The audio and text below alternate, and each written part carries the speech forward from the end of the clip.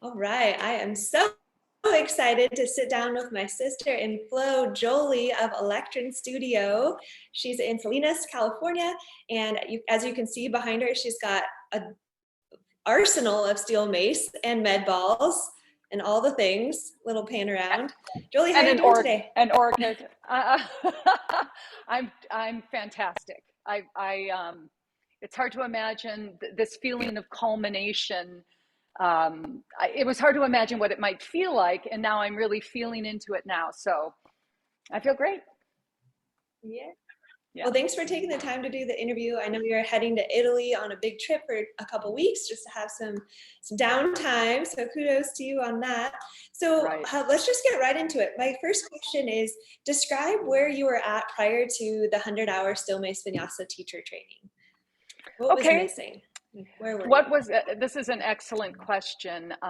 So I've been a business owner for over 13 years. I have a fitness studio, and it's Monterey, Salinas area. And as a fitness coach, I had studied and immersed myself in unconventional training, going back as far as 2009, 2010, where I studied with Scott Sonnen, CST, and TACFit, Alberto Galazzi, but I did that via John Wolf's studio in Salinas. So I sort of had my whole vibe as a coach and trainer has been surrounded by this type of work, which has really fueled and fed me. It made me feel very excited. However, as a business owner, it had been many, many years since I'd actually rigorously studied and rigorously trained my own self. And that was for a variety of reasons. Some of it is just the day-to-day starts to occupy more space than creativity and imagination and true work. And so when I came to Summer, who I'd known of and had seen and followed and respected and wildly admired for so many years, although it was sort of a like, hey, why don't I check this out kind of moment, it was really a huge missing piece of my work as a coach and trainer. Do you want me to keep going? I do have more. That was almost just sure. That was almost a comma. So just to shorthand, let me just shorthand that. So lots of time as a coach and trainer, a business owner, many years of times where I'd studied and immersed myself, and then a lot of time where I hadn't. And what I realized during COVID, I started teaching and training every day online to my community. I just was regurgitating workouts and principles that were sort of disparately floating around. I laugh because I'm pointing to the drawer in my studio that it's filled with like all these different sheets and papers and workshops and all the things I'd ever done. And so I just kept kind of pulling them through, but there was no center.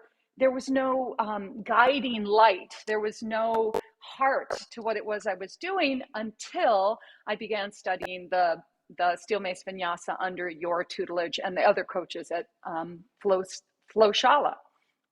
So that's what brings me to this very moment. And that would have been in November, so about 6-7 months ago now.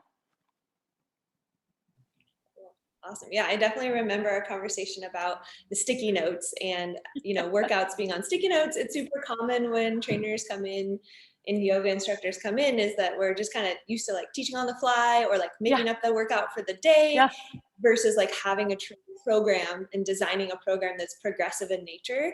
Can you tell us a bit about the shifts that you went through in your actual program design piece of the teacher training curriculum? Well, I believe and practice my version of assessment-based training. I really do. So this is not to just totally sell out everything that I've cultivated, but I realized it didn't reflect my values as a coach. So when people come into my space and come to train with me, yes, you are moving your body, you're sweating and breathing and doing something that looks like an exercise and holding some form of heavy thing in your hand. But to me, what was always present but not articulated with any specificity was the felt sense. And the real reason we come to a coach and trainer, and the true necessity of movement as a piece of a living, breathing life, where you're more than just a body with a head. You're a human being that is going through any one of a number of different things. And what I might need to see in you might be on the physical level, but it might be deeper than that. And the way you move, where you're restricted, what your injuries have caused or evolved into over time, those things are things I'm dealing with on a physical level. And the work with the Steel Mace Vinyasa 100 hours took me into the land that I actually deeply value, because we dialogued nonstop about the underlying reasons, both me as a coach, why I do what I do, why I look at my clients the way I look at them. I think I'm repeating myself now, but that was a huge void in my training, but a huge value to me as a human being and as a coach. So what Jolie's referring to is the emphasis on somatics and somatics-based teaching, which is essentially teaching people how to feel their body and how to describe the essence of what it feels like to be in this physical vessel. And so a lot of times people come to the teacher training thinking, oh, I'm just going to learn a bunch of steel mace fancy moves that are, a big library of steel mace exercises. But when you're really tapping into program design, you got to have that piece of like the why, like the intrinsic why behind what it is that you're doing.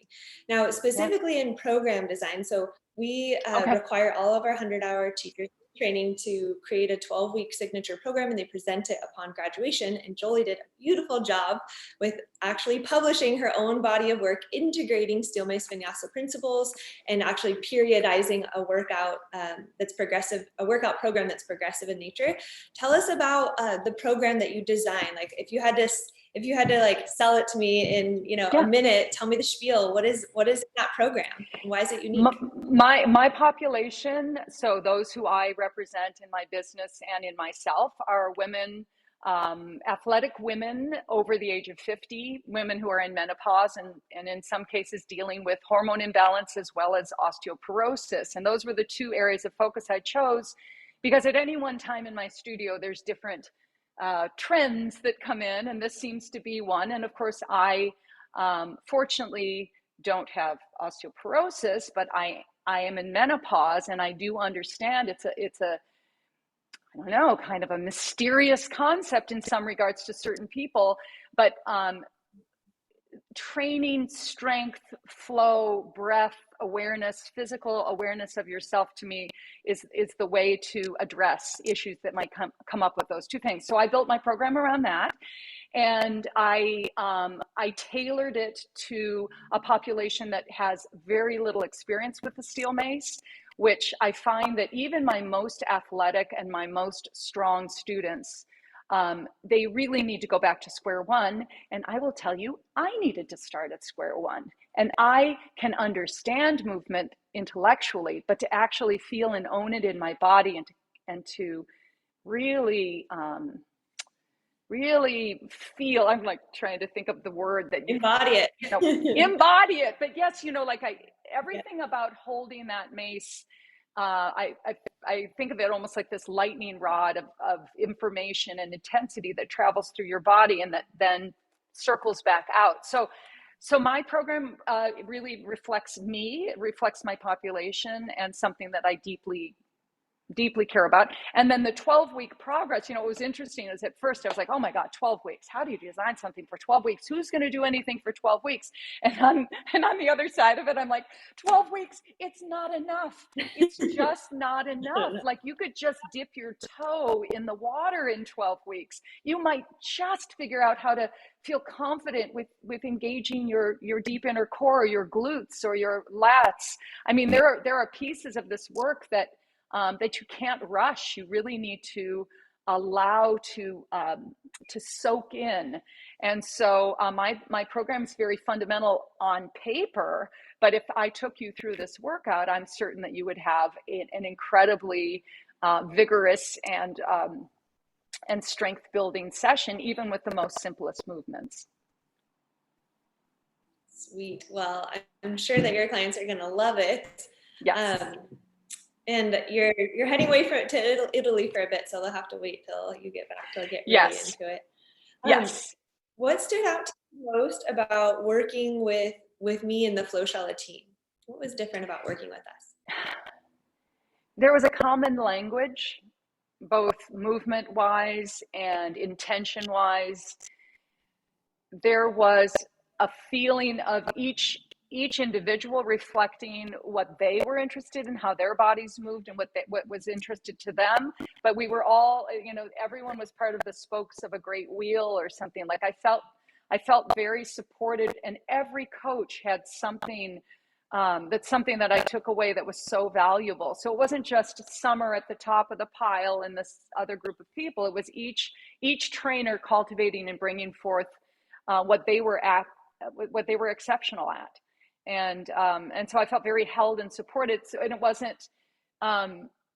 It was wonderful. Like I've done other certifications where it feels like that there's I don't know, there's like A team or B team, or you may not feel like you're getting as much value, but absolutely every class, every workshop, every lecture, and every coaching experience was top level, and I took a ton away from it. So you've built a beautiful team, and that's another value of mine. How you create a like-minded tribe, how you bring up everybody's level of expertise, and then cultivate and hold that. So that's what I love about your team. Sweet. Yeah, I mean, it's cool because you guys get to take the classes with us alongside our members, and then you have special classes that are just for you and lectures. Yeah. So yeah, it's like a whole immersion of all the things flow. Yeah, So and I was lucky to come in person to a couple seminars and did a ton virtual. And there was absolutely no, like, doing as much study as I did virtual, that was not, again, that was not a second choice. What am I trying to say? There was nothing that was diminished in the virtual experience of this workshop. In fact, I desperately needed the virtual piece because I would review the material. So a ton of material is provided and a ton of material needs to be gone through. So as you're studying and taking in the recorded material, you're getting a ton of live work that's referencing back.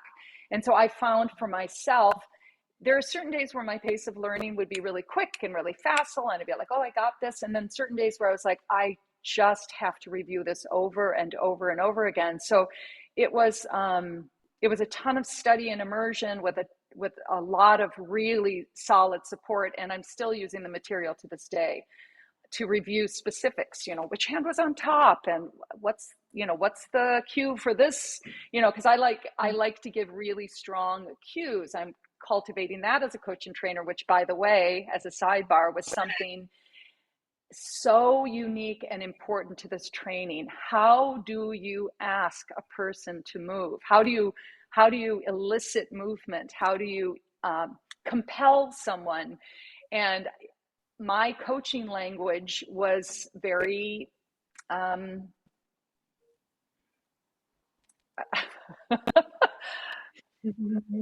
I don't know, amateur, maybe. I'm trying to think. Like it was vague. It was vague. I had a vague coaching language, and that's a huge piece of what I cultivated over time. And the way you taught that was remarkable. It's verb, body part, action. Sounds like 3 words, very simple. We all know what each of those are. But to marry that into flow, to marry that into being a teacher, coaching and bringing someone along, changing levels on the fly, it just became an anchor and a confidence builder to know that I could safely move a person where they needed to go in a very quick way. And then later on, you'll layer on more and more of the somatic coaching, yes, which you're still training, which is awesome. So I'm really hoping to start this new trend of like, how can we, when we step on our mats, like have an intention, like a somatic experience that we want to cultivate, and we can use our movement practice to get us there, to feel differently. Awesome. And so what results have you given? Oh, just about back to the somatic piece. Like, as I said, like this was something that I value. So in other studies and other areas of studies and other things that are valuable to me, I feel a lot about embodied movement, and I think about it and I study it in different modalities.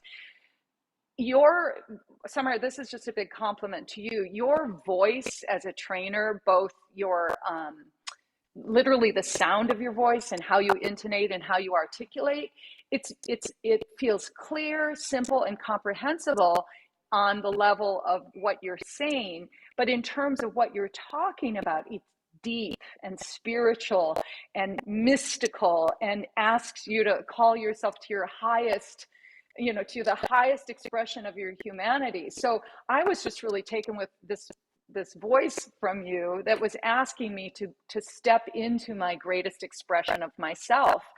So that's just a compliment, but it's also something I hope to cultivate as a coach and teacher as well, where it's like we can just simply say, open your heart, feel into this, what this movement means. When you open your arms, what is this, can it feel like victory? Can it feel like surrender? Can it feel like expansiveness, and so I got so excited to actually dialogue with a bunch of badass athletes, this language of the soul. So thank you for that. Yeah. Well, you definitely nailed it. That's the whole goal, is to help refine our coaching so that we can become movement educators and not just personal trainers, county reps, but we're movement educators and we're helping people tap into the highest self. That's exactly it. I'm reading from my notes down here with my next question. What results have you gained so far in just shifting things in your business, or just any little things that your clients have noticed? Like, what are some of the tangible results you've gained so far that stand out to you? Just like one or two. So I feel a renewed capacity to help people, and it goes back to what I was talking about with programming that's specific. It's client-centered programming. So I think at a certain point we just like, I think squats are good or whatever. Like there's a randomness sometimes to my programming when I'm exhausted or I'm really not on the path. So what my clients are benefiting from is the check-in, sometimes there's just a rhythm with the core re-education and the mobility pieces that I repeated in myself so many times that now I'm finding deeper levels. And so I have a ton of confidence to say the simplest things that we may have repeated over and over again have the most profound results. Let's go to the vinyasa practice, the sun salutations. I've done yoga for many years. I was never certified in yoga. And I do understand what chaturanga is and some of these other things, but I never really understand how the parent poses of yoga married to strength training poses, and how integrating those two can be so powerful. So my clients are benefiting from feeling the legacy where these movements come from, like literally feeling and understanding it in their body.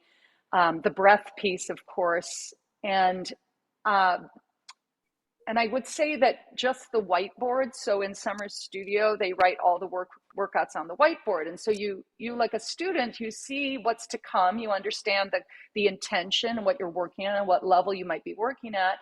And that's a huge game changer. My clients now really want to see what the whiteboard says.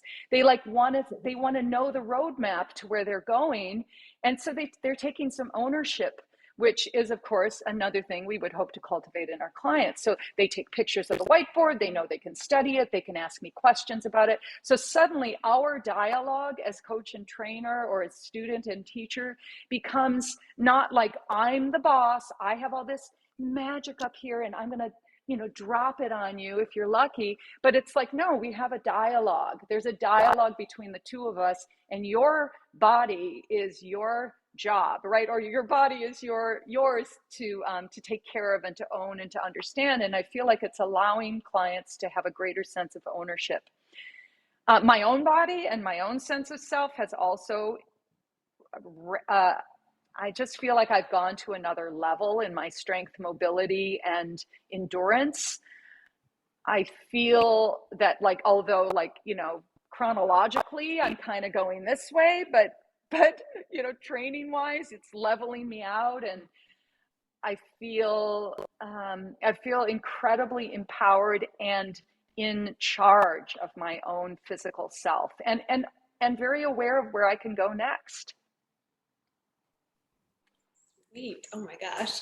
So many good things. I think that's a huge piece. No, this is why I was so stoked to have you on. I'm like, we're going to learn so much about this process just by interviewing Jolie. And can everyone listen? I am a communicator of sorts. I do find it easy to speak freely, but I hope that what people listening to this can hear is that I underwent my own transformation. I didn't really know. I mean, I'm laughing because one of the questions you ask early on in the intake for the 100-hour training, you say, as part of my own practice, like, Jolie, what's something you want to work on? And I was like, I want to work on pull-ups. And I remember it just literally came out of nowhere, because somewhere deep in the deep recesses of my mind, I was like, well, that's something I should work on or something. It was so random and so much tells like the journey I've taken from thinking that would somehow make me a better coach and trainer versus what it is that I did go through and learn. So anyway, that's just a funny memory about my journey over the last months. I absolutely remember that. And yeah, it was great having you here. We had a seminar where it was staff clubs, and Mace and Jolie came out and did the exhibit separate from the teacher training. But I just remember that moment where we all did a freestyle flow, and there's 3 people up at once, and you were doing your flow. And I think that's likely what it is that you were really after, is like being able to cultivate the ability to flow. Yeah. Yes, and it's happening now. Well, I mean, true flow would be something happening without too much thought, like it just comes as this felt sense. And I'm feeling now so much more confidence and so much more ease in that, and the way my hand moves, or the way I know where to place my foot. And that just comes from hours and hours and hours of practice. Imagine that. I mean, you really, and that's why it's 100 hours. Yeah, because it really does take about 100 hours just to start, and then you got another 100 on your own. Now you have a springboard for making your own. Yes. Yeah, your own. And just it's a beautiful reminder. I think, we, again, just speaking about myself, I think I have a certain level of acumen about a bunch of things, but no, everyone, we're all at the same level, and we all, if we want to progress ourselves, have to move ourselves forward with practice and with disciplined practice. And so that's something that I fully embrace now, and was not embracing prior to my work with this cohort. Awesome. Yeah. All right, my last question. What would you tell somebody that's on the fence? They're like, maybe they're procrastinating, or maybe they're like thinking they should wait for the right time. What would you tell somebody that's on the fence about this teacher training? I would say that it's our duty as leaders in health and wellness to stay on the cutting edge, and to be sensitive to what's happening in the world, and sensitive to what's happening with our clients. And the only way to do that with efficacy is to have a system in place that we can confidently deliver. And I am particularly grateful for a toolbox to address what's all around me now, which is a lot of burnout and a lot of sorrow and a lot of injury and sickness and grief.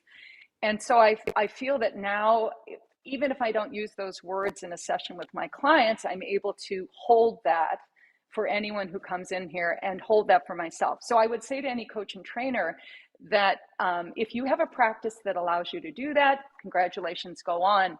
If you don't, it's a piece of the puzzle that will sustain you from now going forward. And you would do yourself a great favor to investigate that, and to trust that even though it may take you into places that feel a little dark or mysterious, that at the other side of it, you're going to end up being a more magnificent coach and trainer for your clients, but also you're just going to next level yourself and give yourself the capacity to grow in ways you hadn't anticipated.